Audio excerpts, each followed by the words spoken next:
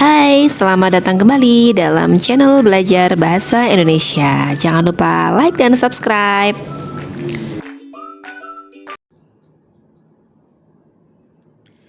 Hai, Assalamualaikum warahmatullahi wabarakatuh. Salam sejahtera untuk kita semua. Berjumpa lagi dengan saya Cindy Febrindasari dalam channel Bahasa Indonesia bersama Bucin. Bagaimana? Sudah siap belajar hari ini? Hari ini kita akan belajar tentang kalimat. Bagaimana menyusun kalimat, apa saja unsur-unsur dalam kalimat, dan sebagainya. Mari kita masuk ke materi. Selamat menyimak. Ya, seperti yang saya sampaikan tadi, hari ini kita akan belajar kalimat ya. Bersama Bucin, kita akan mempelajari tentang kalimat bahasa Indonesia. Ya, capaian pembelajaran kita hari ini adalah mampu menulis kalimat efektif dengan menggunakan konjungsi yang tepat. Adapun indikatornya, kita hanya akan sampai pada tahapan menjelaskan konsep dasar kalimat dengan tepat serta konsep kalimat efektif. Lalu menulisnya bisa dilanjutkan di rumah masing-masing. Seperti itu ya. Baik, yang akan kita pelajari hari ini meliputi definisi kalimat, unsur dan struktur kalimat, serta kalimat efektif. Ternyata sebelumnya kita perlu juga tahu ya bahwa di Al-Quran, di Quran surat Ibrahim ayat 24 tentang kalimat ini juga disinggung loh. Coba dilihat di Al-Qurannya ya. Tidakkah kamu memperhatikan bagaimana Allah telah membuat perumpamaan kalimat yang baik seperti pohon yang baik, akarnya kuat dan cabangnya menjulang ke langit. Masya Allah, tabarakallah ya. Allahumma arhamna bil Quran. Baik, kita masuk ke bab 1, definisi kalimat. Sebelumnya, bisakah teman-teman menjawab pertanyaan ini? Mana yang merupakan kalimat? Dari beberapa soal berikut. Untuk menjawabnya, teman-teman bisa pause video terlebih dahulu dan mencoba mencari tahu jawabannya ya. Kalau sudah, mari kita coba analisis bersama-sama. Yang pertama, sebuah rumah besar di kota terdiri dari 1, 2, 3, 4, dan 5 kata ya. Ternyata ini bukan kalimat teman-teman, tapi merupakan frasa. Kenapa frasa? Karena dia belum jelas subjek dan predikatnya. Sebuah rumah besar di kota. Maksudnya apa? Apa subjeknya, apa predikatnya? Tidak jelas ya. Sehingga dia hanya kelompok kata saja. Kelompok kata yang belum jelas subjek dan predikatnya disebut dengan frasa. Dia tidak berpotensi menjadi kalimat, tapi hanya menjadi unsur atau bagian di dalam kalimat.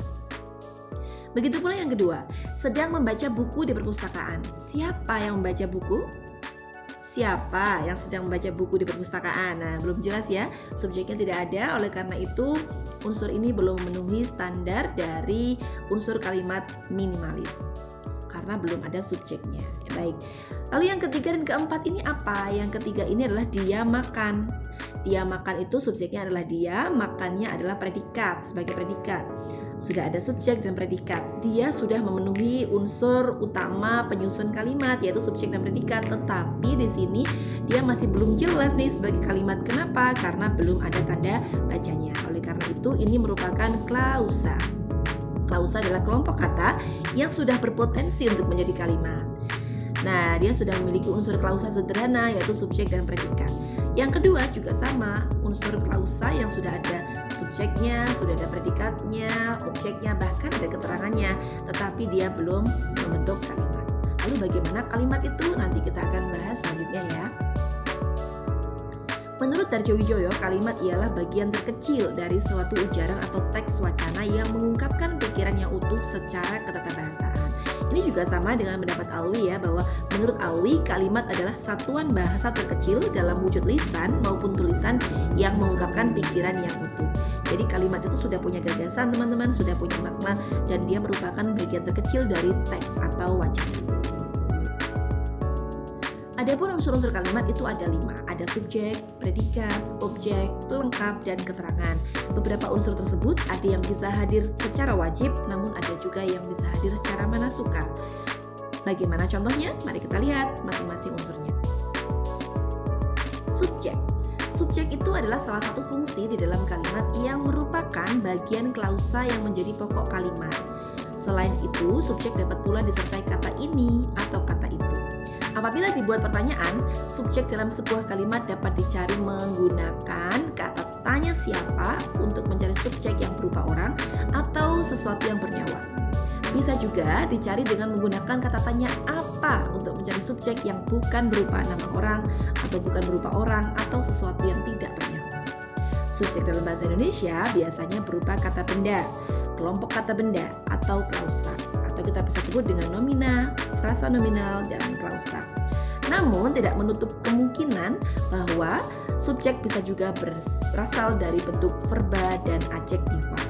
Mari kita lihat contohnya. Contoh pertama ya, Bandung pernah menjadi lautan api, titik ya, diawali kapital dari titik. Satu kalimat nih teman-teman. Sudah ada subjek predikatnya. Nah, subjeknya apa? Subjeknya di sini adalah Bandung. Kalau kita tanya dengan kata tanya apa yang pernah menjadi lautan api, maka jawabannya adalah Bandung. Jadi ini berarti subjek, teman-teman. Bandung ini di sini sebagai nomina. Dia bentuknya adalah kelas katanya adalah nomina atau kata benda ya, Bandung. Sementara pada kalimat kedua, subjeknya adalah Gunung Merapi. Gunung Merapi ini nomina, tapi bukan sebagai nomina kata ya, tapi dia sebagai frasa nomina, kelompok kata yang merupakan kelas kata nomina. Jadi frasa nomina. Gunung Merapi berdekatan letaknya dengan Gunung Merbabu. Apa yang letaknya berdekatan dengan Gunung Merbabu?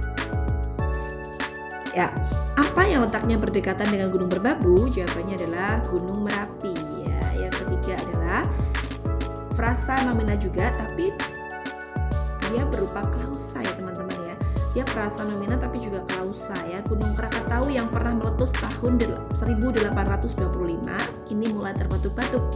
Nah, subjeknya ini panjang sekali tapi dia merupakan klausa. Kenapa? Karena sudah ada subjek dan predikatnya. Nah, makanya saya katakan bahwa kadang frasa dan klausa itu dia menjadi bagian di dalam kalimat. Tidak hanya menjadi unsur gabungan kata saja, tapi dia bisa menjadi unsur di dalam kalimat. Pada kasus ini, klausa berperan sebagai subjek. Sementara pada kalimat kedua tadi, frasa berperan sebagai subjek. Bisa dipahami ya? Nah, coba sekarang dijawab dulu, mana yang merupakan subjek dalam kalimat berikut? Silakan di pause terlebih dahulu. Ya, kalau sudah bisa dinyalakan kembali. Jawabannya betul adalah langsing ya teman-teman ya. Langsing merupakan subjek dalam kalimat tersebut. Berikutnya adalah predikat. Predikat itu adalah salah satu fungsi di dalam kalimat yang merupakan bagian klausa yang menjadi unsur utama dalam kalimat. Nah, kita lihat saja dalam predikat itu bisa juga dari verba, kata kerja seperti kata ini, bisa juga dari frasa adjektiva atau frasa sifat ya, kemudian dari nomina atau frasa nomina. Nah, ini contohnya. Kemudian ini beberapa contoh ini juga dari negasi ya, dan negasi dari positif dan negatif. Jadi kalau Pak Niko mengajar tuh verba positif, kemudian Pak Niko tidak mengajar tuh verba negatif. Sangat rajin, sangat tidak rajin, dokter, bukan dokter, dan seterusnya. Ini verba, kemudian yang kedua adalah frasa adjektiva, yang ketiga adalah nomina dan frasa nomina. Baik. Manakah yang merupakan predikat dalam kalimat berikut? Silakan dipilih ya teman-teman. Oke, jadi yang merupakan predikat dalam kalimat tersebut adalah sedang memperbaiki ya. Sedang memperbaiki.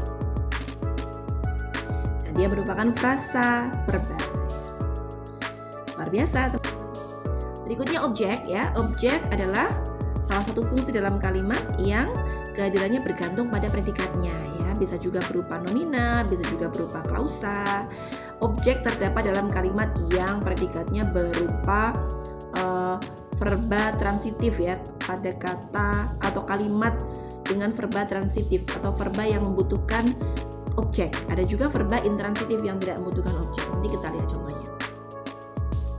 Ya, para saksi mengatakan apa gitu ya?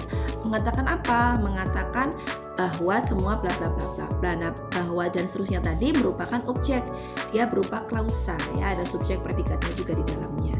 Kemudian sama seperti subjek, objek juga tidak boleh didahului oleh preposisi. Preposisi yang diletakkan di depan objek menjadikan kalimat tersebut tidak gramatikal. Seperti pada contoh kedua ini. Hari ini kita akan mempelajari tentang kalimat efektif. Ini tidak gramatikal ya, karena ada preposisi berupa kata tentang ya. Agar kalimat tersebut gramatikal, maka tentangnya nggak boleh diberikan di situ. Sehingga hari ini kita akan mempelajari kalimat efektif. Nah, kalimat yang B ini lebih gramatikal. Baik. Selanjutnya, contoh soalnya. Silakan ditentukan ya mana yang merupakan objek dalam kalimat berikut. Sudah? Betul sekali. Jawabannya adalah jeng jeng jeng, berbagai jenis buku ya teman-teman. Berarti dia frasa nomina. Selanjutnya pelengkap ya. Pelengkap itu ya hanya unsur yang memang tidak wajib hadir ya. Kehadirannya tergantung kepada predikatnya. Tergantung predikatnya. Mari kita lihat dulu dari contohnya ya. Yanto menghadiahi kemenakannya. Itu sebenarnya sudah cukup ya. Subjek, predikat, objek. Nah, kalau mau dikasih pelengkap apa yang dihadiahkan itu berarti di sini ada kata komputer ini sebagai pelengkap. Ada juga berupa nomina, ada juga yang berupa frasa nomina, ada juga yang berupa frasa verba. Mari kita lihat contoh soalnya. Mana yang merupakan kalimat? Mohon maaf, mana yang merupakan pelengkap? Ya, betul sekali. Yang betul adalah sepeda baru. Masih bingung? Nanti kita coba lagi ya. Sekarang kita lanjutkan ke keterangan. Keterangan itu berisi ya keterangan ya, menerangkan berbagai hal mengenai bagian kalimat lainnya. Dia bisa menerangkan subjek, menerangkan predikat, menerangkan objek, dan juga menerangkan pelengkap. Mari kita lihat beberapa contoh keterangan. Keterangan yang pertama ini merupakan frasa nomina, yang kedua frasa numeralia atau bilangan, yang ketiga frasa preposisi atau ada preposisinya teman-teman. Nah, unsur keterangan ini dapat bersifat wajib maupun manasuka. Pada contoh di atas tadi, itu sifatnya adalah manasuka ya. Bisa datang, bisa ada, bisa tidak. Misalnya, artis sinetron itu meninggal dunia, titik, itu aja bisa. Waluyo datang, titik, nah bisa. Siapa yang datang? Waluyo. Waluyo ngapain? Datang, nah cukup. Tidak perlu seorang diri. Jadi sifatnya seorang diri ini mungkin sunnah ya, manasuka ya, tidak harus hadir. Tapi kalau pada contoh di bawah ini ya, pada 1F dan 1G, Tugu Monas berada di mana? Harus dijelaskan ya. Berada di Jakarta. Nah, artinya dia di sini sebagai unsur yang wajib hadir, gitu ya. Keterangan yang wajib hadir. Kampus kami menghadap kemana? Ke timur laut. Nah, harus wajib hadir karena kalau tidak hadir menjadikan kalimat tersebut tidak lengkap. Contoh soal, manakah yang merupakan keterangan dalam kalimat tersebut? Ya, silakan dipikirkan dahulu ya. Ya, jawabannya betul sekali, yaitu dengan penuh kasih sayang. Ya, silakan dianalisis sendiri nanti ya.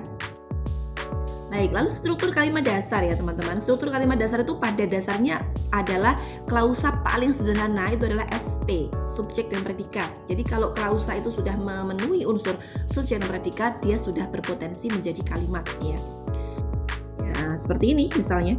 Anak itu sering melamun. Sering melamun anak itu kalau dibalik begitu. Saya makan saya. Saya sedang makan saya. Ya, cukup. Tapi bisa juga dilengkapi dengan objek, bisa juga diperluas dengan pelengkap, keterangan, objek, pelengkap dan keterangan dan sebagainya. Tergantung dengan kebutuhannya masing-masing. Tapi minimal subjek dan predikat aja sudah cukup ya. Yang selanjutnya adalah kalimat efektif. Apa itu kalimat efektif? Kalimat efektif adalah kalimat yang disusun untuk mencapai daya informasi yang tepat dan baik, serta kalimat yang dapat mengungkapkan gagasan, informasi, dan perasaan dengan tepat ditinjau dari segi diksi, struktur, dan logikanya. Nah, ada beberapa unsur-unsur untuk memenuhi kalimat efektif. Tetapi kita akan bahas pada pertemuan selanjutnya ya. Yang penting sekarang kita lihat dulu contoh dari kalimat efektif. Yang pertama, ini tidak efektif. Kenapa? Karena ada unsur yang berlebihan ya. Siapa yang harus membayar uang kuliah? Kalau ada pertanyaan seperti itu, maka jawabannya apa? Ya, yang harus membayar uang kuliah dalam kalimat ini adalah semua mahasiswa perguruan tinggi. Maka semua mahasiswa perguruan tinggi ini adalah subjek, harus membayar itu adalah predikat, uang kuliah itu adalah pelengkap. Oleh karena itu di sini kata bagi itu tidak bermanfaat atau tidak berfungsi. Kalau tidak bermanfaat, maka agar kalimatnya menjadi efektif tinggal dihilangkan saja. Sehingga susunan kalimat efektif yang tepat adalah seperti pada nomor 2. Pada nomor 3 dan 4, kenapa kalimat 3 tidak efektif? Karena kata atau subjek yang berupa ia di sini ya, ia atau dia itu adalah tidak boleh muncul terus-menerus ya, menjadikan kalimat tersebut tidak hemat. Tidak hemat itu merupakan ciri kalimat yang tidak efektif. Agar hemat, agar efektif, maka kata ia dipilih salah satu. Seperti contoh nomor 4. Karena tidak diajak, dia tidak ikut belajar bersama di rumahku. Seperti itu, bagaimana, sudah bisa dipahami? Kalau sudah, tugas Anda di rumah adalah mengubah kalimat tersebut menjadi kalimat efektif. Silakan dijawab di kolom komentar untuk menjawab soal tersebut. Nanti akan dibalas juga jawabannya melalui kolom komentar. Jika ada pertanyaan-pertanyaan, Anda juga bisa mencantumkan di kolom komentar. Sekian untuk pembelajaran hari ini. Sampai jumpa pada channel berikut. Sekian pembelajaran hari ini. Sampai jumpa pada materi selanjutnya bersama Bu Cin. Sampai jumpa pada materi selanjutnya Sampai jumpa pada materi selanjutnya dengan saya di channel Belajar Bahasa Indonesia bersama Bu Cin. Sampai jumpa.